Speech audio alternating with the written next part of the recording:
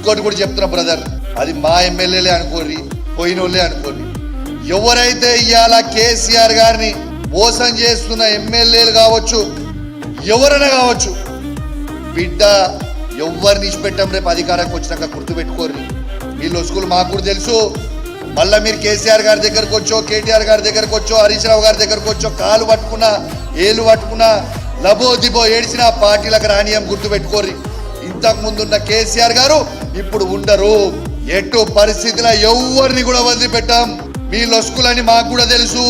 ఇప్పుడు మీరు అధికార పార్టీలో పోగానే మీ లొసుకులని మూసుకుంటే అని మీరు అనుకోకుర్రి. మళ్ళా 5 ఏళ్ల కేసీఆర్ ముఖ్యమంత్రి అవుతాడు, అప్పుడు ఉంటుందిరా స్వామి రంగా, మీకు ఉంటది. అప్పుడు మీకు సమ్మగా ఉంటది. అప్పుడు మీరు చూడురు ఏముంటుందో.